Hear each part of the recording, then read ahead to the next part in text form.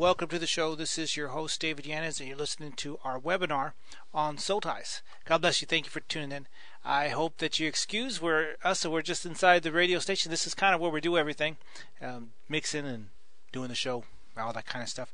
Well, we're in here today because our set is being redone. Hopefully we'll have it ready after Christmas. So the next 2 or 3 shows, mid-watch, and including this webinar, is going to be recorded right here in this in the radio station. It's why I have this headset and stuff. So anyway, I appreciate you tuning in today on our relationship webinar. For everyone that's here on keepingmymarriage.com, I appreciate you so much. Let me give you my address here. It's really quickly.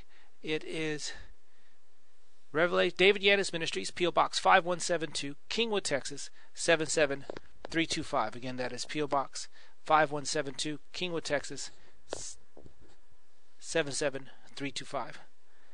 Now you can get a hold of us through David Yanez Ministries, also through www.revmedianetwork.com. You can also get a hold of us at david@davidyanezministries.com. So I just want to encourage you. I just want to tell you that God has good things for you. God has excellent things for you in your life. Today we're going to talk about soul ties. Today we're going to try and manage trying to get this thing out there and try and get things going. So let me turn this thing off here. And all right, we're back. God bless you, my friends. I just want to see the sound, make sure it's coming through. If you just give me a few minutes, we'll make sure all this is working fine. And we're good. Looks like we're good on everything. So anyway, soul ties. What is a soul tie? Soul tie is something that you are tied to someone, that your emotions are tied to them. In fact, I have a clip on that. It's right here. And the clip, it's facts about good and bad soul ties. Whoops. Here it goes. Facts about good and bad soul ties. We decide to connect to them. We make ourselves available to them. They will control your emotions. They will. A person that you have a soul tie with is all these 7 things here. You decide to connect to them. You make a mental choice. You make yourself available to them. And then they will control your emotions. Your mind is always on them. There is a weakness towards them. Judgment is either negative or positive. And you become weak or strong. What do I mean judgment is either negative or positive? Your judgment will be affected, either negative or positive. So my friends, when we tell you this, we're telling you that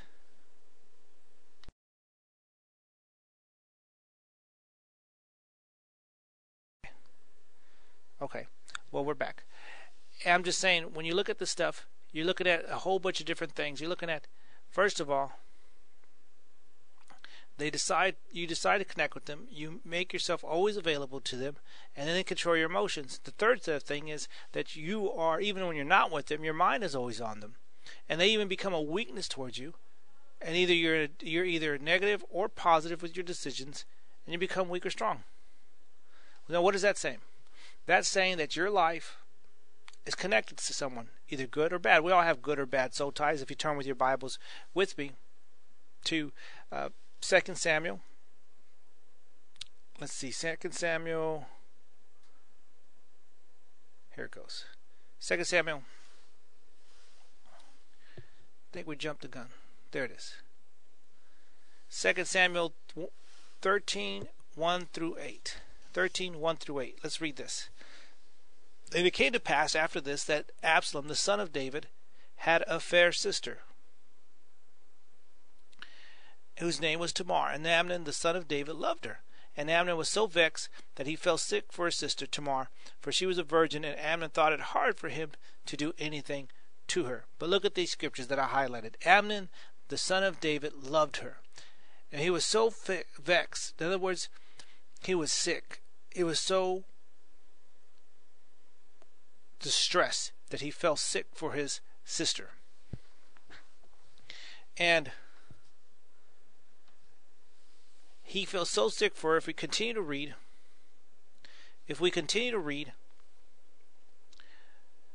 in verse 3, but Amnon had a friend whose name was Jonadab, the son of Shemaiah, David's brother, and Jonadab was a very subtle man. Very subtle. In other words, he was crafty. He was conniving. We all have friends like that. We have friends that are crafty, conniving. We have friends that are real manipulative. And we got to watch out who we hang with, because those people can lead you into trouble, just like this guy. This guy is being led to trouble because he's allowing himself to be influenced by a bad soul tie, a bad friend. Also, he's allowed himself to become a bad soul tie for tomorrow if we continue to read.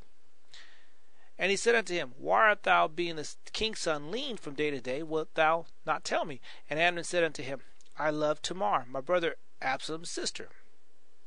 And Jonadab said unto him, Lay thee down on thy bed, and make thyself sick. When thy father come to see thee, say unto thee, I pray thee, let my sister Tamar come and give me meat, and dress the meat in my sight, that I may see it, eat it at her hand. So Amnon lay down, made himself sick. And when the king was come to see him, Amnon said unto the king, I pray thee, let Tamar my sister come and make me a couple of cakes in my sight, that I may eat at her hand. Then David sent to Tamar, saying, Go now to thy brother Amnon's house, and dress him meat. Now bear with me, we're getting somewhere with this. So Tamar went to his brother Amnon's house, and he was laid down, and she took flour and kneaded it, and made cakes in his sight, and did bake the cakes. And she took a pan and poured them out before him, but he refused to eat. And Amnon said, How have out all men for me? In other words, get them all out. And they went out, every man for him. And Amnon said unto Tamar, Bring the meat into thy chamber, and I may eat of thine hand. And Tamar took the cakes which she had made, and brought them, very innocent, into the chamber to Amnon her brother. And when she had brought them unto him to eat, he took hold of her, said unto her, Come lie with me, my sister. And she answered him, saying, Nay, my brother, do not force me, for not such a thing ought to be done in Israel, and do not thou for this folly. And I, whither shall I cause my shame to go? And as for thee, thou shalt be as of the fools in Israel. Now therefore I pray thee, speak unto the king, for he will not withhold me from you. In other words, she was pleading, she was begging. Howbeit he would not hearken to her voice. He wouldn't listen, but being stronger than her, she forced her and laid with her. Then Amnon hated her exceedingly, so that the hatred wherewith he hated her was greater than the love wherewith he had loved her. And Amnon said unto her, Arise, be gone. Now does that sound familiar? I'm trying to look for a pin here. Does that sound familiar? Does it sound familiar that you love someone so much, and all of a sudden the next day, next minute, you're hating them, and you loved them so much before? That is a bad soul tie. And I want to show you this real quick, if I can. I probably hit this, and I'm just getting used to this stuff. So what happened to Amnon? What did he do wrong? The way you can identify a bad soul tie is this. He allowed himself to fantasize or dwell on something that he shouldn't have. He allowed himself to want it so much because he dwelt on it. If you're dwelling on something, you're leading yourself into a bad soul tie. He knew it was wrong. He knew it from the get-go. From the get-go. If you look all the way back in verse 2, and Amnon was so vexed that he fell for his sister Tamar, for she was a virgin. Amnon thought it was hard for him to do anything to her. So he knew it was wrong. He knew it was wrong. But here we go. So if you know something's wrong, then you shouldn't be into something. You shouldn't be trying to get into something. You should be behaving yourself and not getting yourself in a big mess. Next one is here. He began to plan and scheme. Now this happened when his friend Amnon came, when his friend Jonadab came and started talking to him. His influences was wrong, and they began to make a scheme. A bad soul tie will try to make a scheme, no matter what. It will try and scheme its way to get what it wants, to get what it desires. A bad soul tie will always plot, manipulate, or try and put themselves in a certain circumstance. In a certain circumstance, they will always try and get the other person that they want. No matter what, they're going to try and get themselves into position to get what they want. That's true. That is so true. Now, what else happened? He set a plan in motion. And how did he set that plan? By making excuses. By making excuses. He put this plan together with Jonadab, and of course the influences were there, so he was kind of moved on towards this situation, but he made the ultimate decision. He made a decision in the beginning not to touch her. In fact, his friend Jonadab came to him and said, "Why are you so lean?" In verse 5, why are you so lean? Why are you not eating? Why are you not eating? Why are you so sad? Well, doesn't that sound like a person that's depressed? Doesn't it sound like a person that's having trouble? Doesn't it sound like a person that wants to have a good life, but doesn't want to stop and mess up things? They don't want to mess up things. They want to have something good in their life.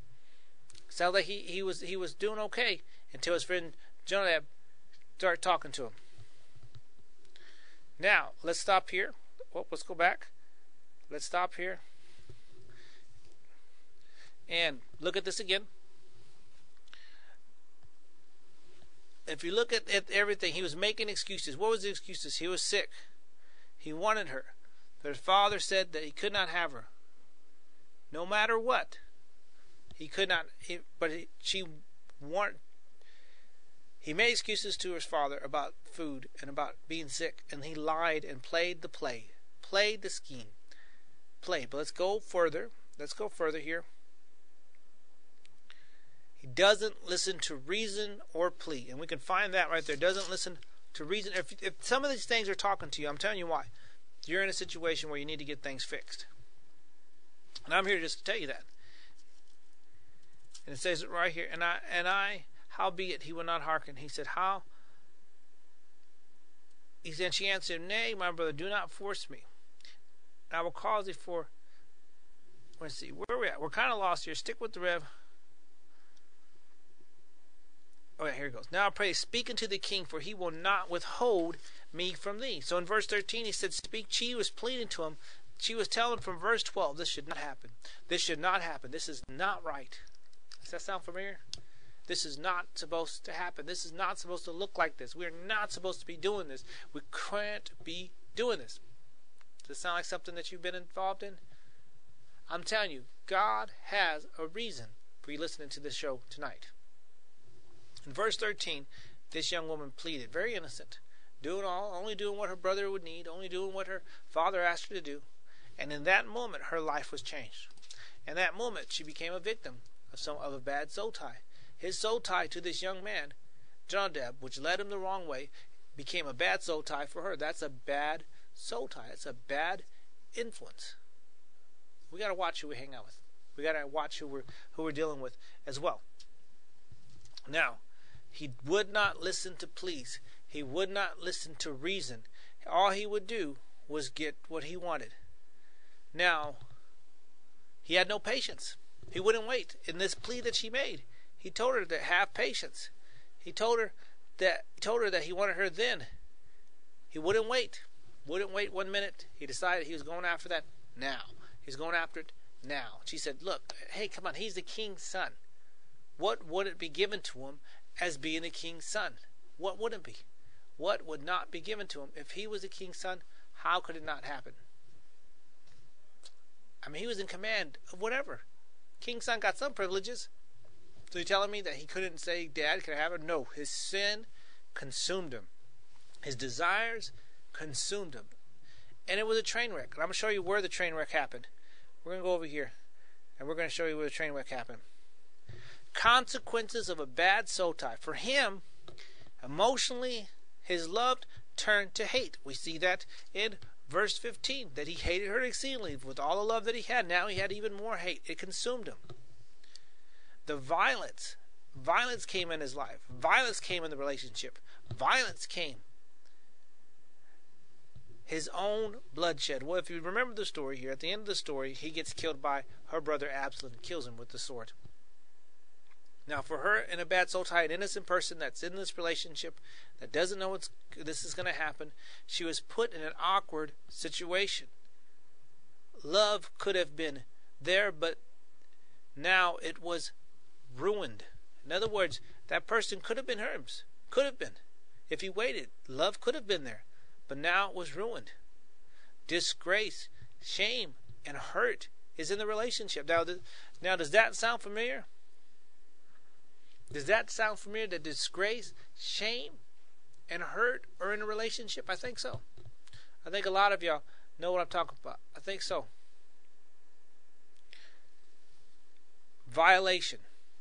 Violation. She was violated. She was violated. So I'm telling you, my friends, a bad soul ties and bring only bad things and produce only bad things.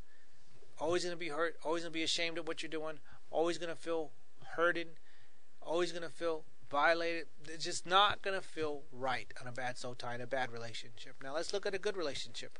Let's turn to 1 Samuel 18:1.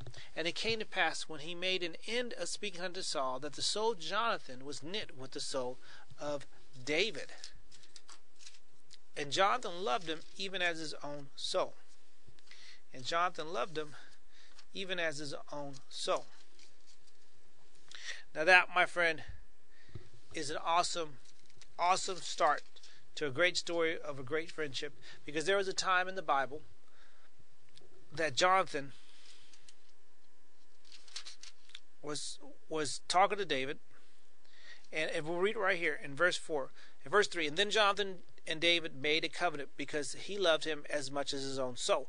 And Jonathan stripped himself of the robe that was upon him, which was a king's robe, a princely robe, and gave it to David, and his garments, even to his sword, to his bow, and to his girdle. And David went out whithersoever Saul sent him, and behaved himself wisely. And Saul set up before him men of war, and he was accepted in the sight of all people, and also in the sight of Saul's servants. Now, what I'm saying here, my friends, is this. This is what I'm saying. That right there was a relationship that started, that was strong, that was good, that was positive, right from the get-go. Wasn't impure. They're best friends. It wasn't a bad influence, it was a good influence. He wanted to see him succeed. He wanted to see him. He was humble. He was giving of all that he had, given of power, authority. He just was so in love with his friend. It's a good thing. We want to see those positive relationships in our friendships at home, in our homes, at our wives and husbands. We got to have that kind of love, that kind of total commitment to one another. Now, I'm going to explain this to you. Let's look at a time in Jonathan and David's life that David was in trouble. Well, when wasn't David in trouble? But anyway, and Saul, and this is in chapter 19, verse 1. And Saul spoke to Jonathan, his son, and to all his servants that they should kill David. But Jonathan, Saul's son, delighted much in David. I think I have a slide on that. Give me a sec here. I think we have one here. Yeah, there we go.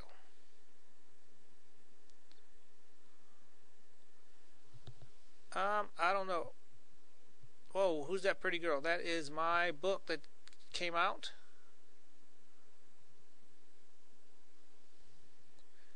We are still flipping through things here. Excuse me. Here it goes.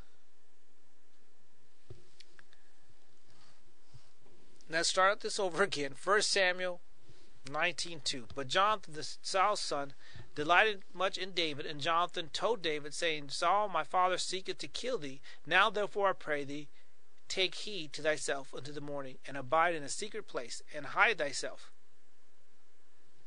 Loyalty identifies a good soul tie.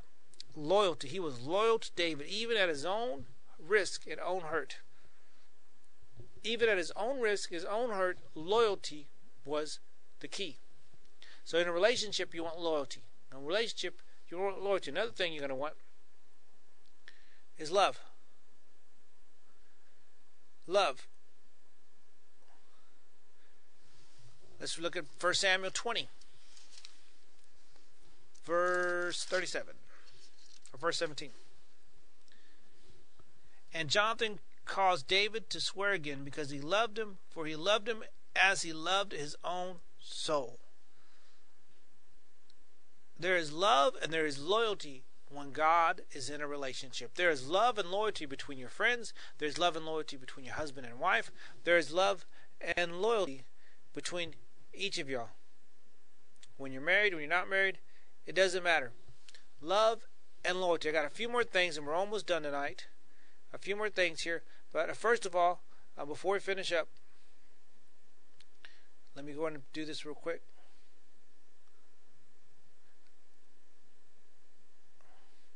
I think that was all. Here we go. There we go. Identifying a good soul tie. Mutual love and respect for one another. A kindred connection of love, affection, and decency for one another. Wanting the other to have more in life. Sacrifice and humility for one another. You want to have sacrifice and humility for one another. Wanting the other to have more in life. A kindred of connection of love, affection, and decency. You know, we lose respect, we lose decency, and we lose decency for one another. It's hard to respect and love someone if you don't. Now, I know that this is a quick seminar, it's a quick webinar, and I know that we're just taking just enough time to do this show for you.